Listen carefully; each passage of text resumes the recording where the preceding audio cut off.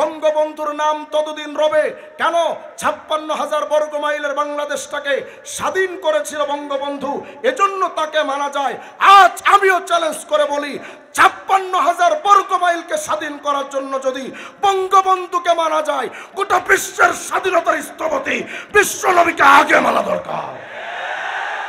তুমি কেন মানতে চাও না নবীকে? কোন যোগ্যতায় আমার নবীর কমতি ছিল বলো? চেহারার যোগ্যতা? তো চলো আমি নবীর চেহারার বর্ণনা তোমাকে শোনাই। তোমরা তো নায়ক নায়িকাদের মানো, কই হুজুর খুব চেহারাটা সুন্দর।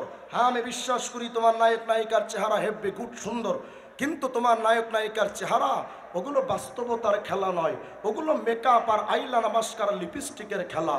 যতক্ষণ মেকআপ থাকে নায়ক নায়িকাকে সুন্দর দেখা যায়, কিন্তু তার মেকআপ যখন সরায় তখন তার বাস্তবতা দৃশ্য ফুটে উঠে। এখান থেকে 1400 বছর আগে যখন মেকআপ ছিল না, আইলানা মাস্কারা ছিল না, লিপস্টিক ছিল না, সেই ওল্ড ভার্সন, সেই যুগে আমার নবীর চেহারা কেমন ছিল? জামে তিরমিজি 3648 নম্বর হাদিস, আল্লাহর নবীর সাহাবী হযরত আবু হুরায়রা বলেন, এই দুনিয়ার মানুষ, আমার নবীর সৌন্দর্য জানতে চাও তো শোনো আমি আবু হুরায়রার বর্ণনা। মা রাআইতু শাইআন আহসানা মির রাসূলিল্লাহি সাল্লাল্লাহু আলাইহি ওয়াসাল্লাম।